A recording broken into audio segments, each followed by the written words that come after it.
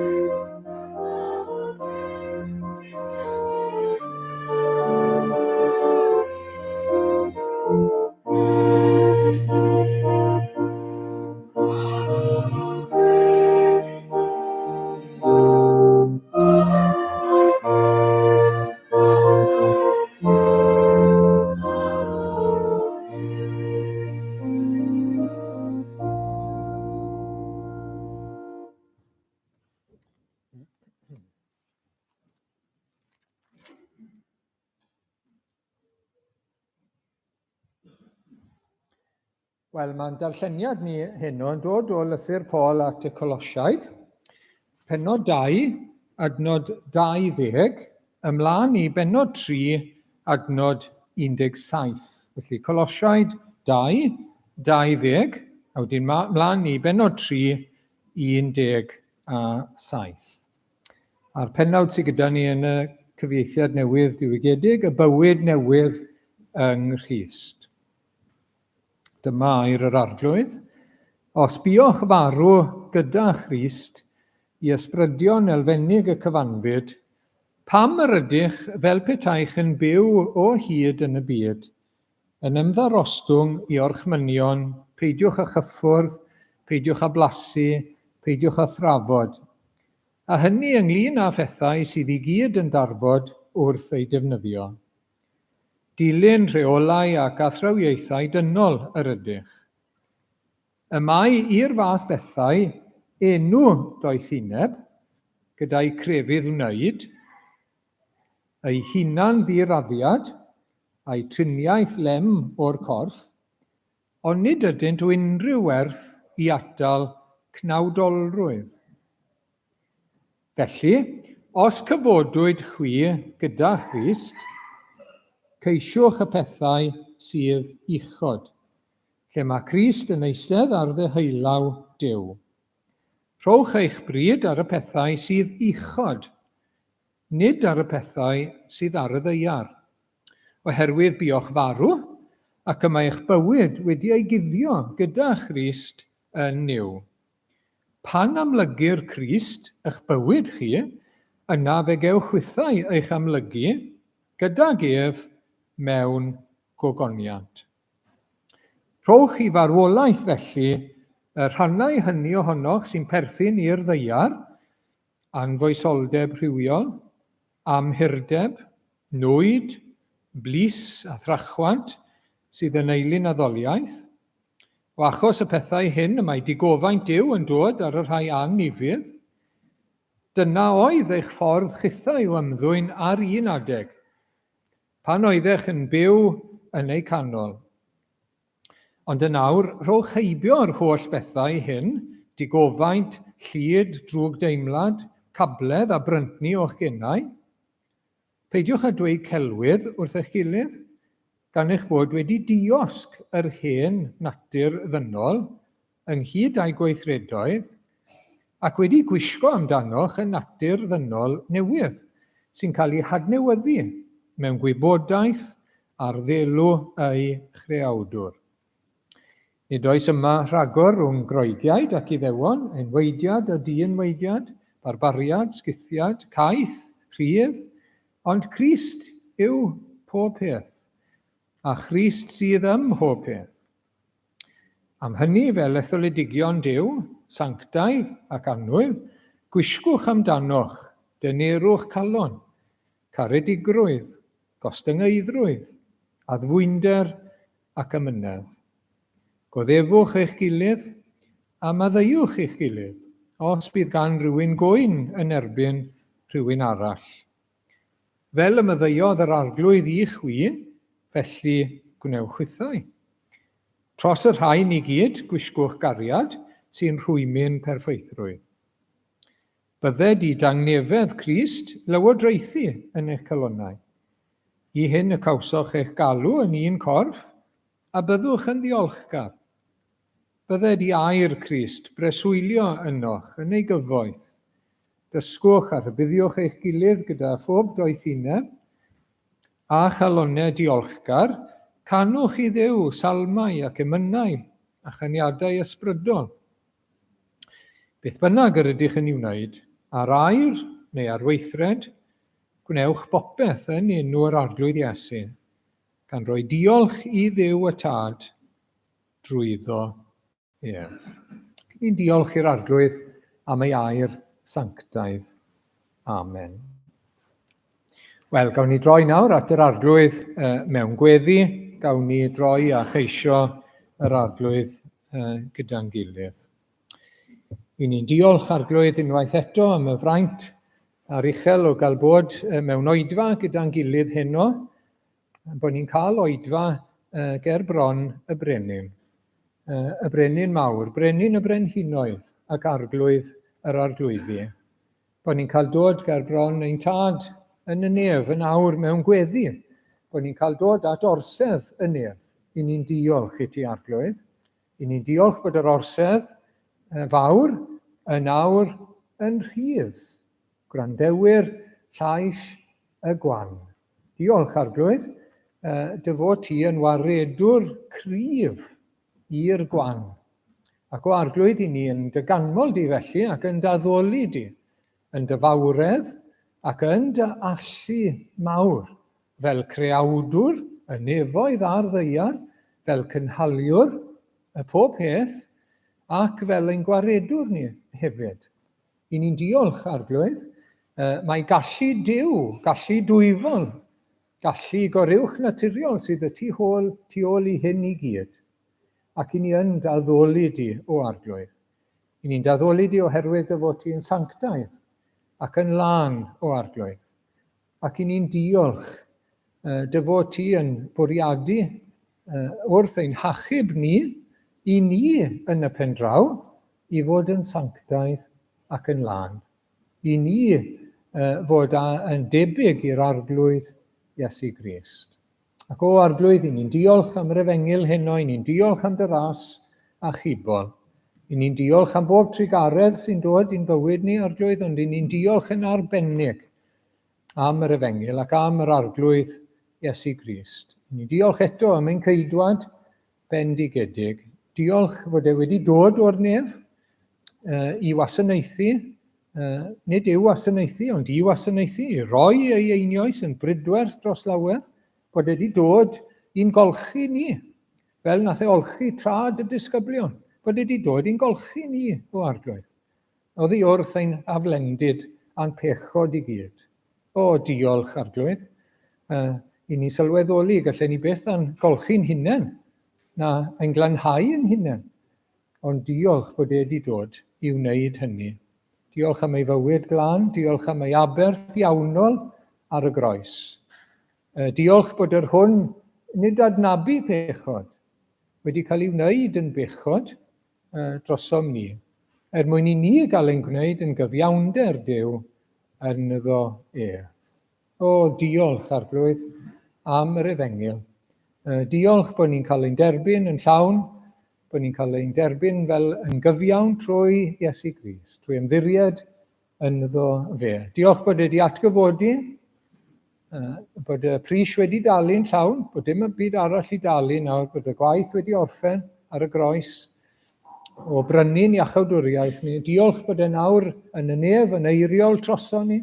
Diolch am yr ysbryd glân o arglwydd yn cael ei anfon i ddod â bywyd Duw i'n henaid ni, i weithio trwy yr efengyl, i ddod â phlant yr arglwydd i mewn i'r teulu. Ac o arglwydd i ni yn gweddio am weinidogaeth yr ysbryd glân heno o arglwydd, trwy y gair, fel bod y gair yn mynd i ddyfnder ein bod ni o arglwydd. Bod e'n mynd i'n meddwl ac i'n calon ni arglwydd ac i'n ewyllus ni wedyn hefyd. Bod ni arglwydd yn byw fel plant y nef ar y ddeia. Bod ni'n byw fel dinasyddion y nef. I ni ddim wedi cyrraedd eto, i ni'n gwybod hynny. I ni'n diolch bod ti wedi'n rhybuddio ni i byd o roi'r argraff bod ni wedi cyrraedd o achos rhyw bethau ychwanegol at Iesu Grist. Ond chwaith di ni ddim i fyw fel pobl sydd heb obaith a dim ond byw i bethau'r byd. I ni'n dinasyddion y nef. Felly ni'n gofyn i ti i'n atgoffa ni o hynny heno, i ti siarad yn ni trwy hynny, ac os angen arglwydd yn ein bywydau ni, bod eisiau troi ein meddwl oddi wrth rai pethau falle, os dyn nhw'n cael gormod o le yn ein meddwl neu yn ein calon ni, helpa ni wneud hynny o arglwydd.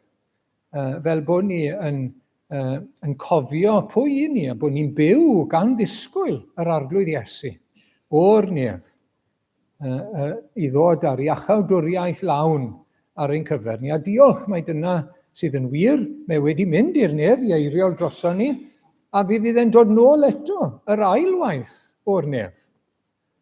Ond i ni'n gwybod bod e ddim yn mynd i ddod fel gwas, dyw e ddim yn mynd i ddod fel plentyn bach, dyw e ddim yn mynd i ddod i farw, mae'n mynd i ddod ar y cymylau mewn gogoniant, fel barnwr y byw a'r meirw, i sefydlu ei deyrnas dragwyddol.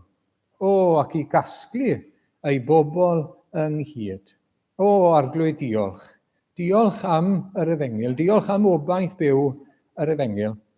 Ac ni'n gweddio, bydd yn cyffwrdd â ni, yn effeithio ni, bydd yn fendith i ni heno nawr o arglwydd ac yn ein bywydau ar hyn o bryd. Ni'n gweddio dros waith yr eglwys wythnos yma, ni'n gweddio dros waith yr ysgolion, dros bore coffi, dros ein tystiolaeth personol ni o arglwydd, dros y cyrddau amrywiol.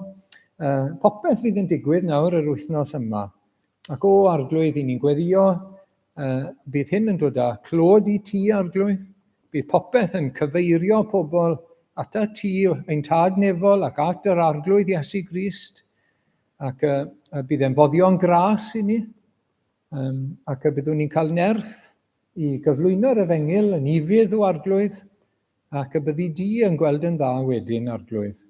Yn enwedig pan ni'n rhannu'r efengyl gyda rhai sydd ddim yn credu eto, byddi di'n gweld yn dda i alw pobl eto i'r deyrnas o arglwydd. Deled y deyrnas a gwneler dy ewyllus. Diolch am y fraint o gael gweithio gyda'n gilydd fel teulu fan hyn arglwydd yng ngwaith y nef. I ni yn blino weithiau o arglwydd, ond helpa ni byd o digaloni, achos mae'n waith da. Gwaith y nefoedd yw e, gwaith yr efengyl, gwaith o werth tragwyddol yw e.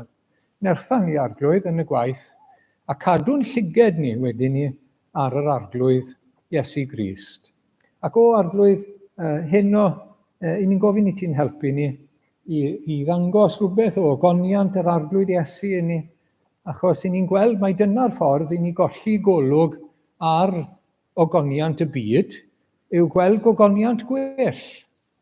Gweld rhywun mwy prydferth a mwy gogoneddus, sef ein priod ni, ein harglwydd, ein bugail ni, ein craig ni, yr arglwydd Iesu.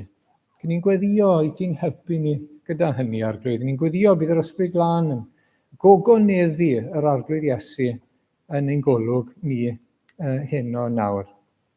I ni'n cyflwyno rhai sydd yn yr ysbyty neu mewn cartre arglwydd neu gartre, gofyn i ti cynnal nhw eto arglwydd. I ni'n cofio mae rhai sy'n galaru yn eu colled fel i ni wedi clywed yn y coeddiadau. Bendithio nhw a chynnal nhw. Ni'n gweddio byddan nhw'n cael gras i droi ato ti, i fwrw baich yn llwyr arno ti arglwydd, a phrofi dy gynhaliaeth yn fawr iawn. Ac i ni'n gweddio byddan nhw'n dod i'r gobaith byw trwy atgyfodiad Iesu Grist oddi wrth y meiro. Ac o arglwydd i ni'n gofyn i ti nawr, i'n derbyn ni gyda diolch. Arglwydd i ni'n gogoneddu dy enw di, gofyn ti'n cadw ni o arglwydd rhag temptasiynau di angen, paid ag arwain i brofedigaeth, gwared ni rhag yr un drwg arglwydd wythnos yma, cadw ni yn y frwydr ysbrydol yn erbyn Satan, diafol, cnawd a byd, nerthan ni arglwydd, cadw ni rhag pechod o dad nefol. Helpa ni i wisgo'r arfogaeth, helpa ni fod yn wyliadwrus, cadw ni arglwydd. A diolch, mae eiddo ti yw y deyrnas a'r nerth a'r gogoniant yn oes oesoedd. Amen.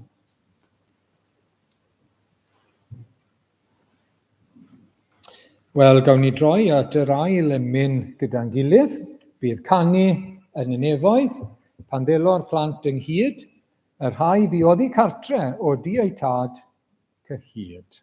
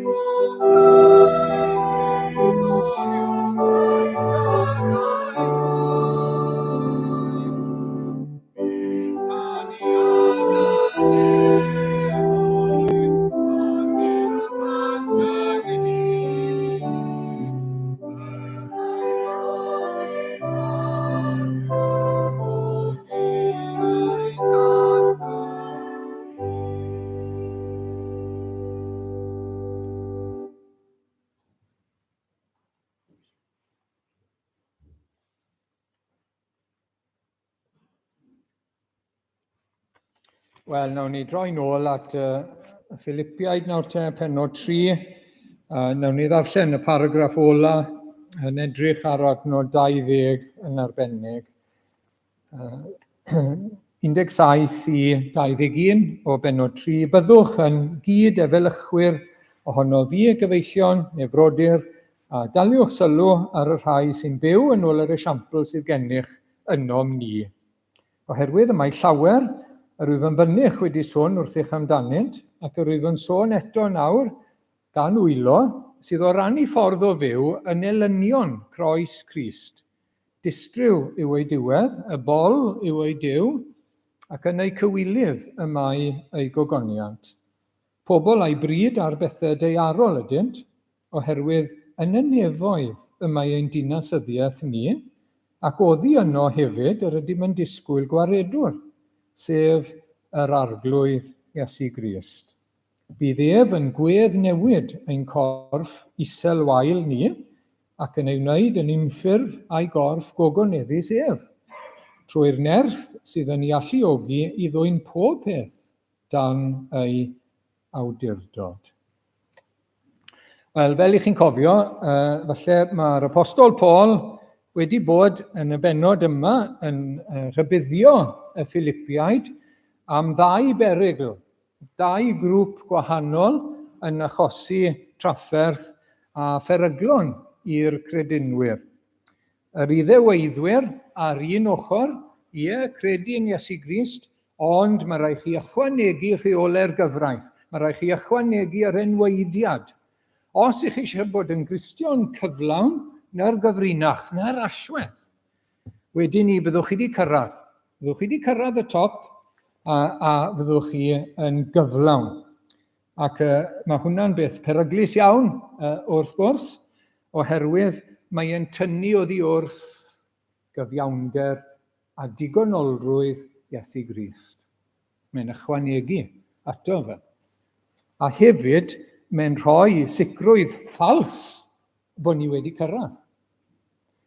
Tra bod ni heb gyrraedd, wrth gwrs, i ni'n gyfiawn yn Iesu Grist, ond i ni'n cael ein sancteiddio ac yn raddol yn gwneud yn fwy tebyg i'r arglwydd Iesu Grist. Ac falle bod chi wedi dod ar draws hyn, mae'n gallu digwydd heddi wrth gwrs, pobl falle sydd wedi cael ryw olwg o ryw brofiad arbennig neu rhywbeth, ryw ddawn arbennig, a mae rhai yn troi hwnna, mae'n beryglus iawn.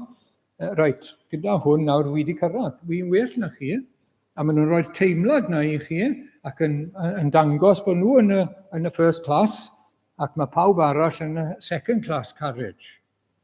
Ac mae'n debyg iawn yn yr ystyr hynny. Wedyn ni, yn y paragraff yma, i ni wedi darllen nawr, yr ochr arall a gweud y gwir, pobl oedd yn ymarfer rhyw ben rhyddid mawr fel credinwyr. Pobl oedd yn elynion croes Iesu Grist, lle bu Iesu farw'n hachub ni oddi wrth ein pechodau, ac yn y pen draw i'n sancteiddio ni. Ond pobl yn addoli trachwant. Ei Duw yw ei bol. Addoli trachwant. Pleser corfforol, bwyta, yfed, beth bynnag oedd anfoesoldeb rhywiol. Gwahanol resymau am hyn, dwi wedi enwi nhw o'r blaen, dylanwadau gwahanol, dylanwad yr oes, dylanwad y gnosticiaid, oedd yn gweud, dyw'r corff ddim yn bwysig, yr enaid sy'n bwysig, a sy'n ots beth newch chi'n erbyn y corff, tra bod y Testament Newydd yn gweud na, mae'r corff yn deml yr ysbryd glân, ac i lendid mae'r corff wrth gwrs. Ac felly, maen nhw yn cael dylanwad ffordd arall nawr, i ni'n rhydd nawr, i ni dan ras Duw, allwn ni wneud fel ni moyn, allwn ni anghofio am y gyfraith. Mynd ffordd arall, chi'n gweld, allwn ni fyw fel i ni'n dewis nawr, sy'n ots o gwbl. Ac mae meddwl, a'i calon, mae bryd nhw i gyd, a'i serch nhw ar bethau y ddeiar. Ar bethau y ddeiar. Maen nhw'n elynion y groes. Maen nhw'n elynion croes Iesu Grist. Ac wrth gwrs, i ni'n gweld nawr yn adnod 20, Un ffordd i sefyll yn erbyn y pwyslais yma a'r temtasiwn yma yw cofio pwy i ni fel Cristnogion, ble mae'n gwir gartre ni, ble i ni'n perthyn mewn gwirionedd ac i bwy i ni'n perthyn wrth gwrs. A dau bwynt heno, dinasyddiaeth a disgwyl. Dinasyddiaeth a disgwyl. Dyma'r adnod, oherwydd yn y nefoedd y mae ein dinasyddiaeth ni, ac oddi yno hefyd yr ydym yn disgwyl gwaredwr, sef yr arglwydd Iesu Grist. Dinasyddiaeth gyntaf, gawn ni ddod at y sleid cyntaf, nes i googlo gwisg Rufeinig, a dyna beth ath lan. So ryw syniad o fel bydde pobl Philippi yn gwisgo, achos o'n nhw'n cyfri eu hunain yn Rhufeiniaid. Oedd e fel trefedigaeth, coloni o Rufain yn Philippi, ac felly Rufain oedd eu mamwlad. Mae gyda ni Patagonia yn does e, lle mae rhai ym Patagonia, Cymru, wrth gwrs, yw eu mamwlad. Ac beth oedd hynny'n golygu? Wel, oedd eu henwau nhw wedi cofrestru yn Rhufain. Oedd ache eu teulu nhw wedi cofrestru yn Rhufain. Oedd y mwyafrif llethol yn dod yn ddinasyddion trwy eu teulu, oedd rai yn dod trwy'r fyddin, ac oedd rai, chi'n cofio, yn gallu prynu, oedd yn costio lot, i ddod yn un o'r dinasyddion. Wedyn bydden nhw'n gwisgo fel Rhufeiniaid, bydden nhw'n siarad Lladin, bydden nhw'n dod dan gyfraith Rufain, cydnabod cyfraith Rufain a'i rheolau, bydden nhw'n dod dan ofal, gwarchod, breintiau Rhufain. Fel i ni'n gweld yr apostol Paul yn neud ar brydiau, mae yn defnyddio'r ffaith bod a hawliau fel dinesydd Rufeinig. Sy'n hawl dy rhywun i roi yn carchar heb i holi fe, a'i drin yn iawn fel citizen, dinesydd Rhufain. Ac unwaith y blwyddyn, ar ei ben blwydd, bydden nhw yn addoli yr ymerawdwr. Oedden nhw'n addoli yr ymerawdwr fel gwaredwr. Dyna oedden nhw yn neud, rhan o bod yn ddinesydd, yn citizen o Rufain. A nawr, bydde hwn yn real i bobl Philippi, dyma fel o'n nhw'n meddwl am ei hunain, chi'n gweld, bob dydd. A mae'r apostol Paul nawr yn defnyddio hwnna fel darlun, ac yn dweud wrth y Cristnogion, nawr te, mewn ystyr llawer uwch nawr te, i ni'n ddinasyddion y nefoedd. Mae'n cartre ni, mae'n mamwlad ni yn nefoedd. Ac mae'n ddarlun hyfryd iawn i ni, mae'n ddarlun pwysig iawn. Achos mae'n delio gyda phobl sydd â'i bryd, a'i calon i gyd ar bethau'r ddaear. Nawr, i ni yn y byd, mae'r arglwydd wedi gweld yn dda, i'n gadael ni yn y byd, wrth gwrs. I ni fod yn y byd, fel halen ac fel goleuni. Ond i ni ddim o'r byd. Dwi'n calon ni, dwi'n serch ni. I ni ddim yn trysori ein trysori ar y ddaear. Lle mae'ch trysor, yno bydd eich calon hefyd na yn nef. Felly ym mha ystyr nawr te, i ni sydd yn Gristnogion, yn ddinasyddion y nefoedd. A dyma rai pethau i'n atgoffa ni. Beth sydd yn wir amdano ni yn Iesu Grist. Wrth adnabod, wrth ymddiried yn yr arglwydd Iesu. Right? Yr un cyntaf, i ni wedi cael ein geni, oddi uchod. Oddi uchod. Nawr, dyma y darlleniad arferol, fel chi'n gwybod, Iesu Grist yn siarad â Nicodemus, yn wir yn dweud wrthyd, o'n i chaiff rhywun ei eni o'r newydd. Ni all weld teyrnas Dduw. Ond edrychwch chi wedi sylwi falle, yn eich Beiblau, edrychwch ar wilod y tudalen, a lle mae'n dweud eich geni o'r newydd, neu oddi uchod, from above. Achos mae'r bywyd newydd sydd wedi dod i ni yn Christ wedi dod o'r nef. Dyw e ddim wedi dod ohono ni'n hunain, dyw e ddim wedi dod o rywun arall ar y ddaear, na, mae wedi dod lawr o'r nefoedd. Bywyd Duw yw e yn dod i enaid dyn. I ni gael yn argyhoeddi o'n pechod, i ni nabod ein hunain, dechrau gweld ein hunain o flaen Duw, dechrau gweld gogoniant Iesu Grist a deall beth mae wedi wneud drosto ni, a dod i ymddiried a chredu yn yr arglwydd Iesu, dod i'w garu fe a'i wasanaethu fe. Bywyd newydd, hollol newydd. Bywyd mewn perthynas gyda Duw yn yr arglwydd Iesu Grist. O, mae wedi dod lawr, mae hwnna. Ni wedi cael ein geni oddi uchod. Yn ail, mae'n henwau ni yn y nef. Os oedd cofrestr pobl Philippi, os oedd nhw wedi registro yn Rhufain, wel ni di'n cofrestru yn y nef. A Luc yn dweud hynny, wel, Iesu Grist sy'n dweud hyn, peidiwch â llawenhau yn hyn bod yr ysbrydion yn ymddarostwng i chi, llawenhewch oherwydd fod eich enwau wedi ysgrifennu yn y nefoedd. Mae'r disgyblion yn dod nôl, maen nhw'n excited i gyd, maen nhw wedi bod ar genhadaeth, maen nhw wedi gweld pethau mawr, hyfryd yn enw Iesu Grist, wrth gwrs. Ond mae'r arglwydd yn gweud, mae hwnna'n iawn, ond mae rhywbeth mwy na hynna gyda chi.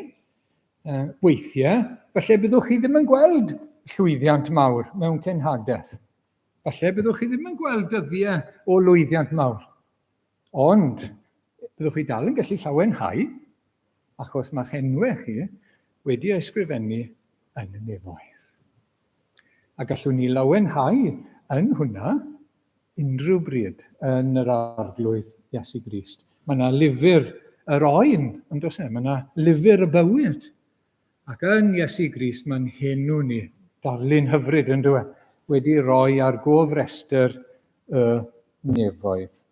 Ac mae hynny yn golygu byw dan lywodraeth a safon y nef, wrth gwrs. Byw dan gyfraith Duw. Nid i ddod yn Gristion, ond dyna ffordd ni eisiau byw, i wasanaethu a plesio yr arglwydd. Ac dyna pam ni'n darllen o Colosiau, dyma chi rai o'r adnodau ni wedi clywed nawr. Rhowch eich bryd ar y pethau sydd uchod.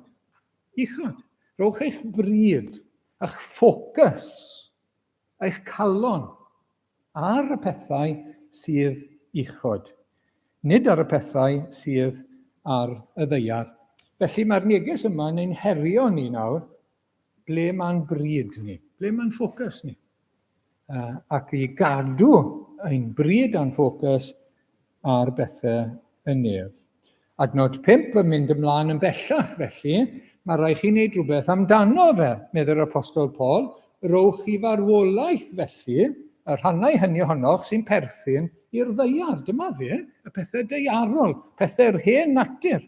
Rowch i farwolaeth, gwnewch rhywbeth amdanyn nhw. Gyda help Duw, gyda help yr Ysbryd Glân. Ac mae'n enwi rhai anfoesoldeb rhywiol.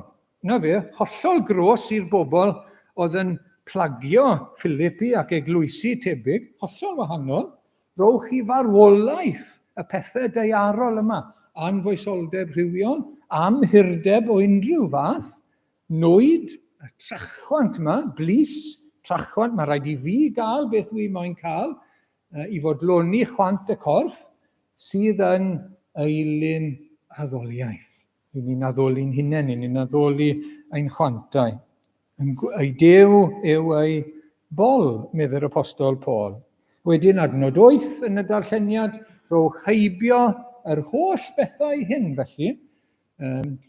Mae e'n defnyddio'r darlun yn dywe'r apostol Paul o wisgo dillad.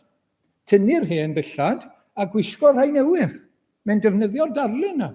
O'n i'n gweud bod pobl Philippi yn gwisgo fel pobl Rhufain. Wel, i ni fod i wisgo fel pobl y nef. Ond dyw hwnna ddim yn ymwneud â'n dillad ni. Wrth gwrs, mae modesty yn dod i mewn i hwnna, ond nid am ddillad mae'n siarad, ond am ein cymeriad ni. Rhowch heibio'r holl bethau hyn, digofaint, llyd, trwy deimlad, cabledd, bryntni o'ch gennau. Nid dyna pwy i chi, nid dyna'r dillad chi fod i wisgo nawr. Tynwch reina a gwisgwch ddillad newydd, y natur newydd yn Iesu Grist.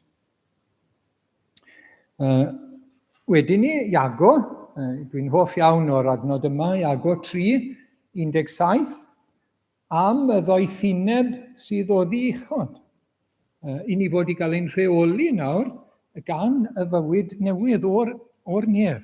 A mae yna ddoethineb gwahanol. Mae yna ddoethineb y byd, a mae yna ddoethineb sy'n dod o'r nef. Trwy ras Duw, yn un o'r arglwydd Iesu, yn y natur newydd. Dyma'r ddoethineb o ddiuchod, a mae hon yn y lle cyntaf yn bir, yn lân, yn heddychol, yn dirion, yn dyner, yn hawdd ymwneud â hi, reasonable, yn llawn o drigaredd, a'i ffrwythau Dionis, yn ddi-ragfarn ac yn ddi-ragryth. Na fe? Dyna ddoethineb nawr, ffordd i ni fyw dan lywodraeth y nef, fel dinasyddion y nef. Ac mae'n hawliau ni'n cael ei diogelu yn y nef. Sym eisiau ni boeni, os na fyddwn ni bob tro yn cael ein hawliau ar y ddaear, mi gawn ni'n hawliau yn y nef fel petai.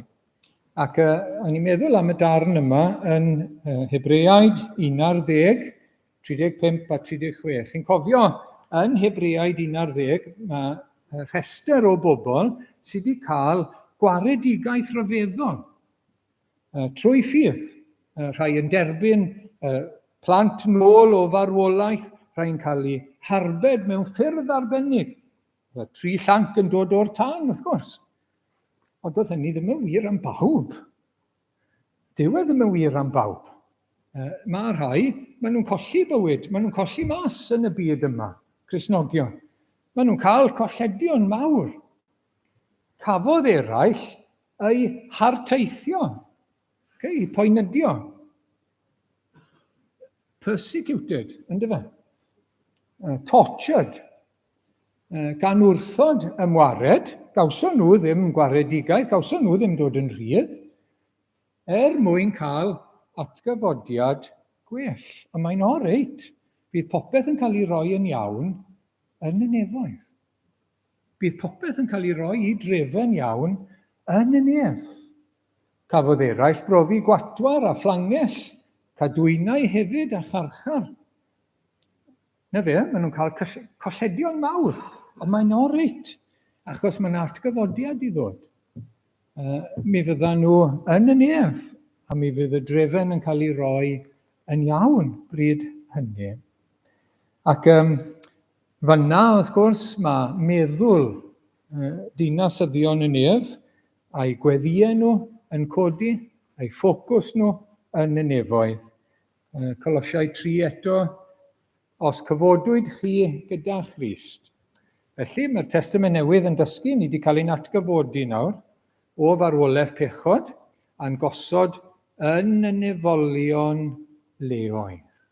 Yn ysbrydol, i ni'n blant yn hyn. Yn barod.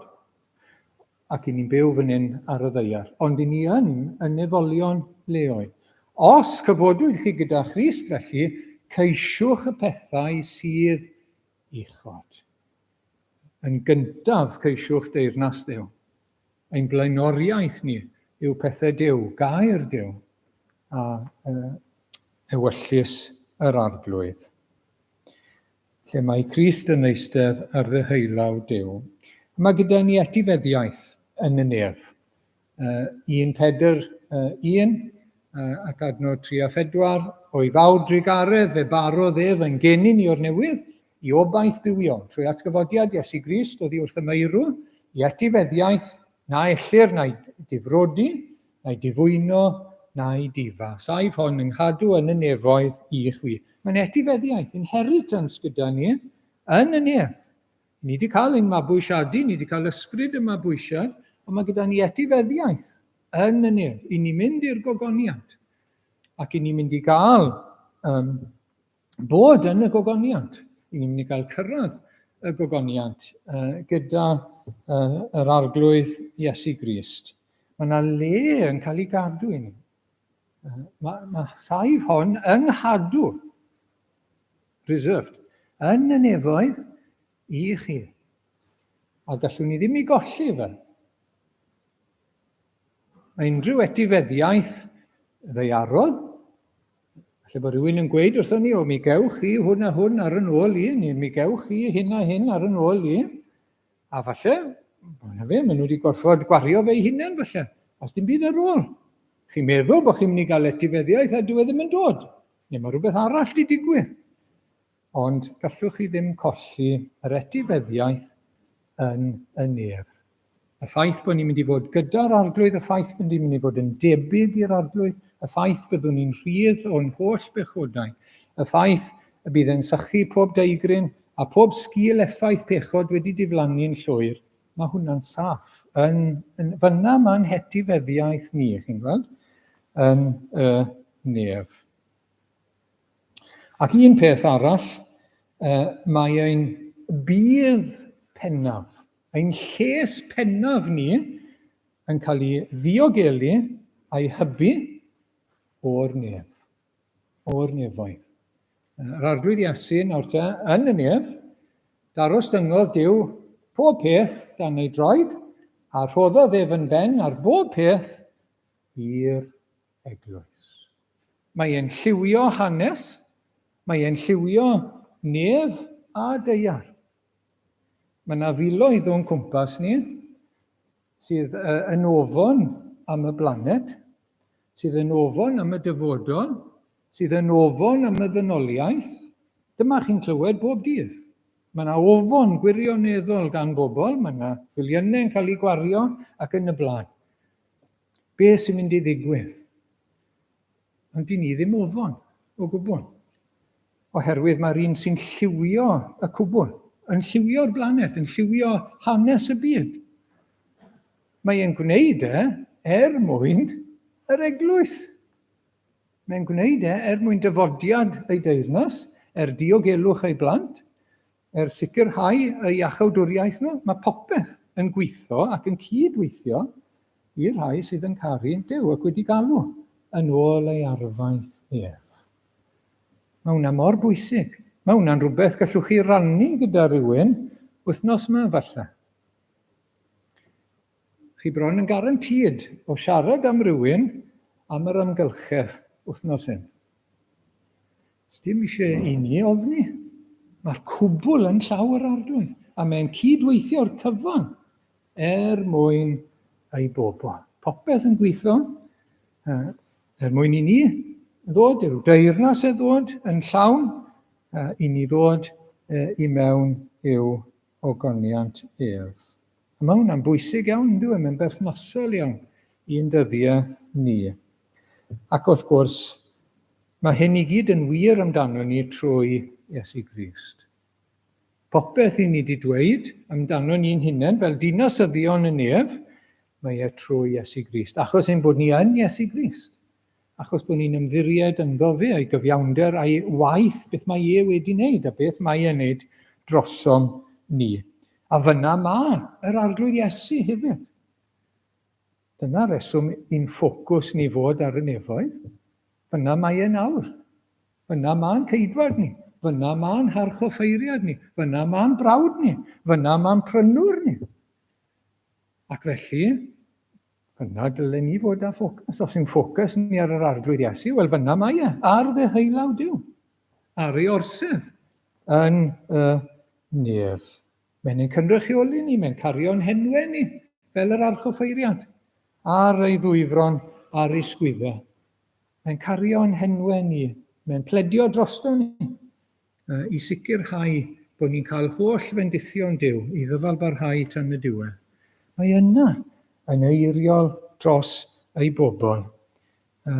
Mae'n cynrychioli ni achos bod di talu'r pris wrth farw am ein iachawdwriaeth ni. Mae e'n waredwr buddugoliaethus. Mae wedi mynd o'n blaen ni, wedi concro y bedd a pechod a Satan. Mae wedi mynd trwy ddŵr a trwy dan yn barod. Mae fyna. Mae wedi cyrraedd. A mae'n llygad ni fod, wrth gwrs, arno fe, sy'n paratoi lle wedyn ar ein cyfer ni.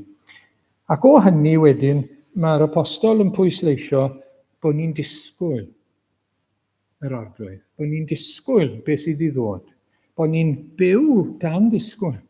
Mae wedi pwysleisio yn y bennod yma, pwyso ymlaen. Nawr, mae'n pwysleisio i ni'n blant y nef, a mae'n disgwyliad ni o'r nefoedd, nid o'r ddeiar, mae'n disgwyliad mawr ni yn y nef hefyd. Oherwydd, oedd hi yno hefyd, yr ydym yn disgwyl gwaredwr, sef yr arglwydd Iesu Grist. Mae e'n mynd i ddod eto. Mae'n mynd i adael y nefoedd unwaith eto. Yr ail waith. Nid yr un pwrpas ar tro cyntaf, nid i wasanaethu, nid ag agwedd gwas, ond i nôl ac i gasglu ei bobl. I'w cymeryd nhw ato fe ei hunan. Ac i ni'n disgwyl, i ni'n byw yn y disgwyliad yna. I ni'n byw yn y disgwyliad o'r corff newydd, a'r atgyfodiad. A dyw hwnna ddim yn golygu pechod yn erbyn y corff, ddim o gwbl. Mae hwnna'n golygu bod yn sanctaidd, sancteiddio i ddisgwyl y corff newydd, wrth gwrs, a bod yn y nef gydag e. Felly, adnod gyfarwydd i ni, Ioan 14. Weithiau yn y Testament Newydd, i ni'n cael y pwyslais i ni wedi cael yn Philippiaid, lle mae'r apostol yn sôn am y madail a bod gyda Christ. Pan i ni'n marw, i ni wedi colli rai wythnos yma, pan mae Cristion yn marw, mae ysbryd neu hi yn mynd yn syth at yr arglwydd, wrth gwrs. Heddiw y byddu gyda mi ymharadwys. Ond mae yna bwyslais arall yn y Testament Newydd hefyd, bod e'n dod i'n hôl ni. Mae hwnna'n bwysig. Nid pan i ni marw, ond pan fydd e'n dod yr ail waith. Bydd e'n dod nôl i'n casglu ni yn yr atgyfodiad i'r rhai fydd wedi marw a gwedd newid y rhai sydd yn fyw ar y pryd. Felly, os af a pharatoi lle i chi, fe ddof yn ôl a'ch cymryd chi ata fi fy hun. Fel lle, mwyn i chithau, dwi'n cofio'r hyn, mwyn i chithau fod lle rwy fi. Fel lle rwy fi y byddwch chwithau hefyd. Dyna fe, mae e'n mynd i ddod. A beth sy'n cael ei ddweud fan hyn yw, os ni'n byw yn iawn fel Cristnogion ar y ddeiar, mae yna ddisgwyliad yn ein bywyd ni. I ni yn y byd, ond i ni ddim o'r byd, yn wir, i ni'n disgwyl am yr arglwydd. Ond nid jyst disgwyl i ni fynd o'r byd ato fe, ond disgwyl bod e'n dod i'n casglu ni. A gorffen gwaith yr iachawdwriaeth yna ni. Gyda corff newydd, gogoneddus, ar gyfer nef newydd a deiar newydd. Ond mae pwyslais yna'n bwysig yn y Testament Newydd. I ni yn gallu colli fe weithiau, i ni meddwl am farw, wrth gwrs, sydd yn gywir a mynd yn yr ysbryd i baradwys at yr arglwydd. Mae hynny wir. Ond nid yna yr iachawdwriaeth lawn. Yr iachawdwriaeth lawn yw bydd e'n dod nôl, a bydd yr ysbrydion o'r nef yn dod gyda fe, wrth gwrs, ond wedyn ni i gasglu ei bobl, i'w cyfodi nhw gyda corff newydd, a'i casglu nhw ynghyd mewn cyrff newydd. Mae hwnna'n bwysig yn y Testament Newydd. Felly, i ni'n byw a un llygad yn disgwyl pan fydd e'n dod. Pan fydd y gwaith yr iachawdwriaeth wedi gorffen yno ni. Ac felly, i ni'n clywed yn 1 Thessaloniaid bennod 4, pan floeddir y gorchymyn, pan bydd yr archangel yn galw ac utgon Duw yn seinio, bydd yr arglwydd ei hun yn disgyn o'r nef. Dyma'r disgwyliad mawr nesaf Ni'n disgwyl iddo fe ddod eto. Ac os ewn ni mlaen, bydd y meirw yng Nghrist yn atgyfodi yn gyntaf, dyna'r drefen, bydd atgyfodiad y marw gyntaf, byddwn ni, y rhai byw a fydd wedi ei gadael, yn cael ein cipio i fyny gyda hwy yn y cymylau. Ni byddwn ni'n cael ein newid ar amrantiad, nid yr apostol wrth y Corinthiaid, i gyfarfod ar arglwydd yn yr awyr, ac felly byddwn gyda'r arglwydd yn barhaus. Felly mae yna elfen o dros dro i'r rhai sydd nawr ymharadwys. Maen nhw yna yn yr ysbryd, ond cyflwr dros dro yw hwnna. Nes bydden nhw'n cael corff newydd. Ac wedyn bydd yr iachawdwriaeth yn gyflawn. Wedyn bydden nhw'n barod ar gyfer y gogoniant, y nef newydd a'r ddaear newydd. Mae'n wefreiddiol, mae'n bwysig iawn bod ni'n deall hynny ac yn cofio hynny ac yn edrych ar gyfer hynny. Ac mae hyn wedyn ni yn ein effeithio ni. Mae hyn yn ein sancteiddio ni nawr ac yn ein puro ni nawr. Mae hyn i gael effaith arno ni nawr, y ffordd i ni'n byw heddi. Os i ni'n disgwyl hyn, go iawn, byddwn ni'n byw mewn ffordd arbennig. 1 Ioan 3 felly, yr ydym yn gwybod pan fydd ef yn ymddangos, y byddwn yn debyg iddo. Na fe? Pryd hynny, bydd y gwaith wedi orffen. Pan fydd yn ymddangos, pan fydd e'n dod nôl, yn y parwsia. Pryd hynny, byddwn yn debyg iddo. Nid mewn ysbryd, yn unig, ond gyda corff. Okay? Oherwydd, taw na i weld ef fel y mae, ac y mae pob un yma'r gobaith hwn ganddo, beth mae'n neud te? O dwi'n eistedd nôl wedyn hwnna fe, mae hwnna gyda fi yn y nerf nawr, allai eistedd nôl yn joio'r byd yma gymaint y gallai, a mi ddaw hwnna nes ymlaen. Na. I ni ffili aros. I ni'n edrych ymlaen ar gyfer hwnna. I ni'n mynd i gael gweld yr arglwydd Iesu. I ni'n mynd i gael bod gyda'r arglwydd Iesu. I ni'n mynd i fod yn debyg i'r arglwydd Iesu Grist. A gallai ddim dod yn ddigon cloi. Nawr dyna fel i ni fod. Gallai ddim dod yn ddigon cloi i ni ffili aros. Chi'n gwybod beth yw pan mae rhywun yn mynd i ddod i'ch casglu chi falle. Chi'n aros am fys sy'n dod i'ch casglu chi, fynd ar eich gwyliau falle. A chi fanna, chi'n watchod y cloc, a chi'n watchod eich watch, a chi'n aros, a mae'n mynd i fynd â chi am drip. A chi, le mae e? A chi'n aros mas, disgwyl amdano fe. Neu mae rhywun yn mynd i ddod i fynd â chi am dro, neu beth bynnag yw e. Chi'n gwybod y teimlad? Chi ffili aros. Chi'n edrych ymlaen ato fe. Y gymaint. Ond ffordd mae edrych ymlaen, ffordd mae disgwyl, achos mae'r gair mae'n golygu disgwyl yn eiddgar, mae'n air cryf iawn. Y gair sy'n cael ei ddefnyddio fan hyn, disgwyl yn eiddgar. Iawn. Wel, gweithio tuag ato fe felly. I ni'n gweithio tuag ato fe. I ni'n cydweithio gyda'r arglwydd, wrth gwrs, sydd am ein puro ni, achos i ni, y pryd hynny, bydd e fel priodas. Bydd e fel priodas yr oen. A pryd hynny byddwn ni'n brydferth iawn ar gyfer yr arglwydd Iesu Grist. Felly, wel, ni ffili aros, a ni baratoi, no te.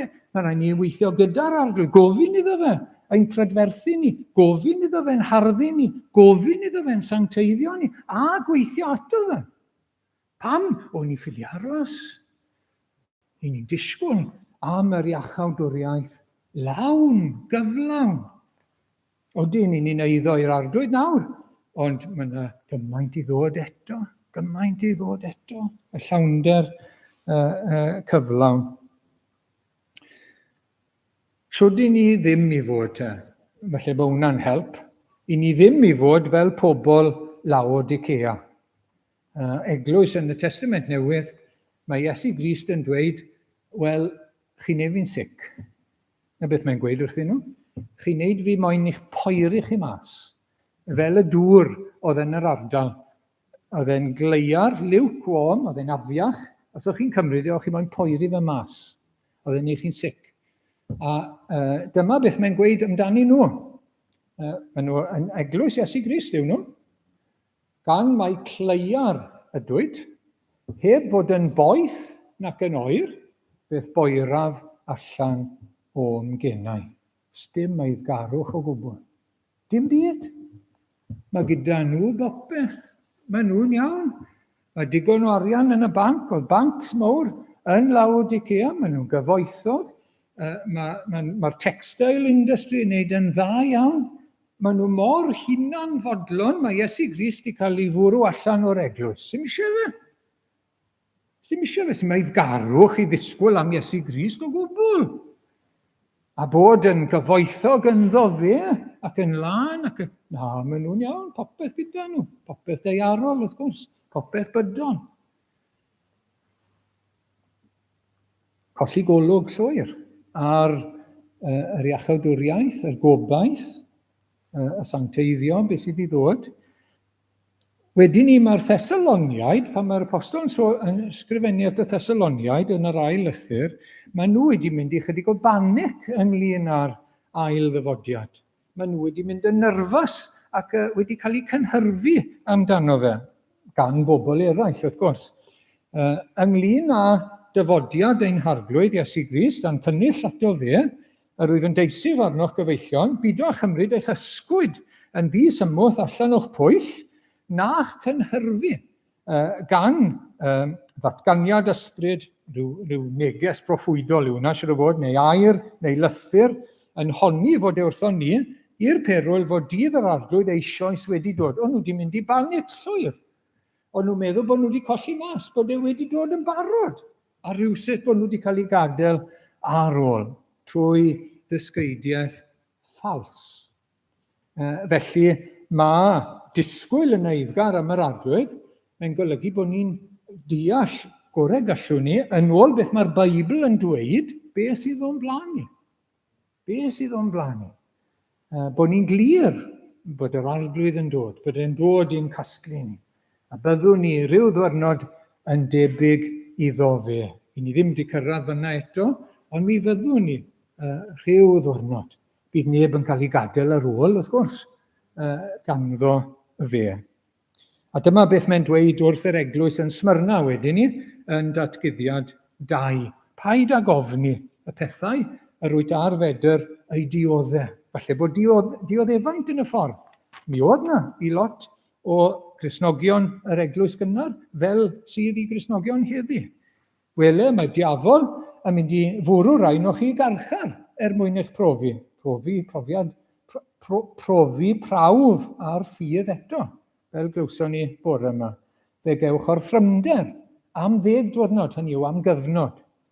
Bydd ffyddlon hyd angau a rhof i ti goron y bywyd. Cadw dy liged ar ddyfodiad yr arglwydd, cadw dy liged ar y wobr, cadw dy liged ar beth sydd i ddod. Mae hwnna'n effeithio ffordd i ni'n byw heddi. Ffordd i ni'n byw nawr yn ein puro ein hunain, yn dyfalbarhau felly trwy ras Duw, yn edrych ymlaen yn eiddgar at ddyfodiad yr arglwydd. Ac yn ni'n disgwyl mewn ffydd felly, ac ymynedd, Rhufeiniaid 8:25, ni'n dod at y diwedd nawr.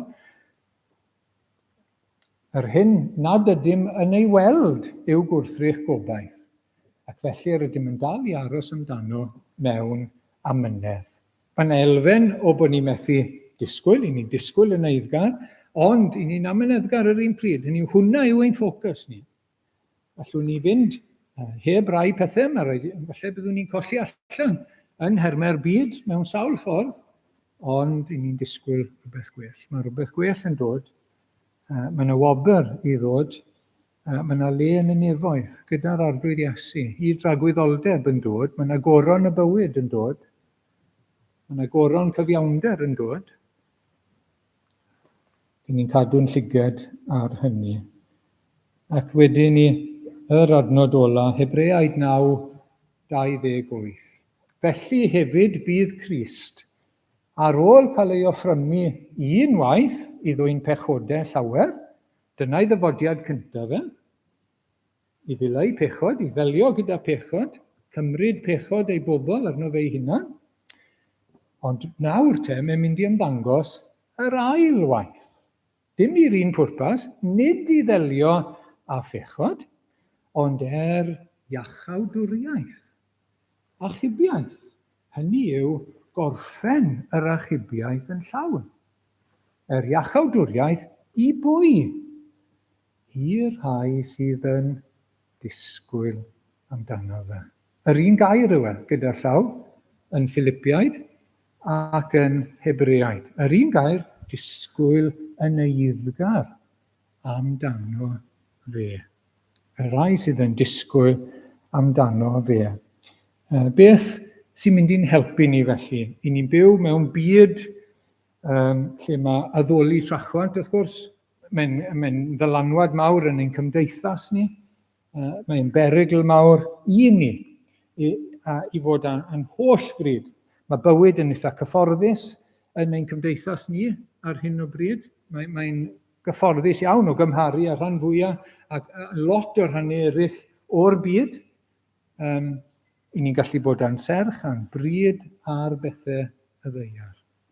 I ni'n gallu cael ein trapo ac oherwydd hynny bod ni ddim yn byw fel dylen ni falle, fel Cristnogion, a ddim yn byw gan ddisgwyl a ffocws ar ddyfodiad yr arglwydd a gweithio tuag at y dydd y byddwn ni'n sanctaidd fel mae yn sanctaidd.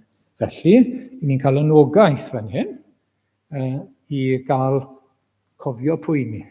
I ni'n blant y nef, i ni'n ddinasyddion y nefoedd. Gadewch i ni annog a chalonogi'n gilydd yn hyn, fel ni'n cael ein calonogi nawr i gael ein blaenoriaethau yn iawn, i gael ein calon yn iawn, a'n disgwyliadau yn iawn i effeithio ein bywyd bob dydd. Achos mae gyda ni gartre i fynd iddo, mae gyda ni dad yn y nef, mae gyda ni frawd a phrynwr a chraig a gwaredwr. I ni pwyso ac yn ei weld weithiau'n gliriach na'i gilydd nawr trwy ffydd. I ni wedi dod i berthynas ag ond i ni'n mynd i fod gyda fe cyn hir.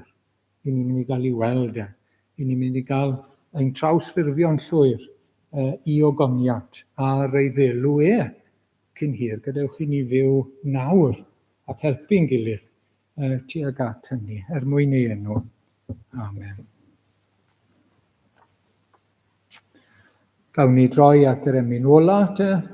Mae ffrydiau'n orfoledd yn tarddu o ddisglair o seddfa'n gynnu, ac yno esgynnodd fe Iesu ac yno yr eiriol efo.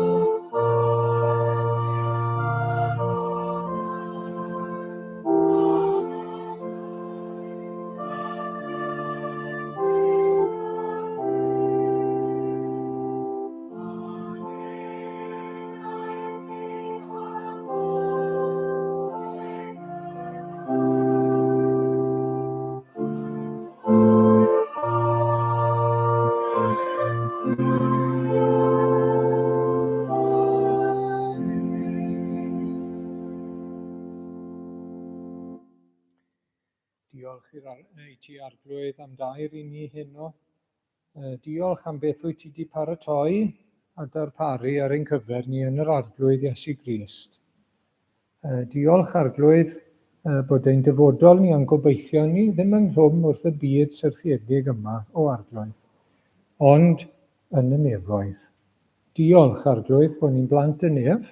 Diolch bod bywyd y nef, bywyd anorchfygol wedi cael ei roi i ni, sydd wedi dod â ni i weld rhywbeth o'n hunain, ein pechod, ein hangen, a gweld rhywbeth o ogoniant Iesu Grist, ein prynwr ni ac ogoniant Duw, ein tad nefon sydd wedi rhoi ei fab i ni, ac o Arglwydd wedi dod â ni i brofiad ohono ti. Arglwydd i ni'n diolch. Diolch am y llawenydd anrheithol sydd gyda ni yn yr Arglwydd Iesu Grist. Diolch Arglwydd am gael perthyn i deulu'r Eglwys, lle i ni gyda'n gilydd yn cofio a'i plant y nef i ni, lle ni'n ymwneud fan hyn gyda gwaith y nef. Pan ni'n dod at yn gilydd, pan ni'n gwneud gwaith yr Arglwydd yn yr Eglwys, a dyna ni eisiau gwneud Arglwydd. Ni eisiau bod yn rhwm wrth waith y nefoedd, ac wrth bethau yr Arglwydd. Wrth dy air di o Arglwydd, ac egwyddorion y bywyd Cristnogol. I ni'n diolch Arglwydd. Ond i ni'n cyfadde bod yna frwydrau o hyd, wrth gwrs. Mae'r ddeiar yn tynnu'n sylw ni. Mae yna ddeniadau cnawd a byd. I ni'n ffôl os i ni ddim yn cydnabod rheini Arglwydd. Ac i ni'n gallu colli golwg. Ac mae'n calonnau ni weithiau yn cael eu tynnu. Ac i ni'n gofyn i ti'n helpu ni wedyn Arglwydd. I gadw ein golwg ar yr un sydd yna yn y nef yn paratoi lle ar ein cyfer ni, sydd wedi rhoi ei ysbryd blaen a sydd wedi addo dod i nôl ni. O, i ni'n diolch am y darlun yma, Arglwydd, cawn ni fynd yn yr ysbryd ato fe, ond mae yna fwy na hynny, mae yna atgyfodiad. A fydd y person cyfan newydd ar ddelw Iesu Grist wedi cael ei wneud yn debyg iddo fe. O, Arglwydd, i ni'n diolch i ti. I ni'n llawenhau yno ti Arglwydd. Yn gofyn i ti'n helpu ni a'n cadw ni nawr. Gras ein Arglwydd Iesu Grist a chariad Duw a chymdeithas yr ysbryd glân. A'r rhosod gyda ni hyd nes y daw. Amen.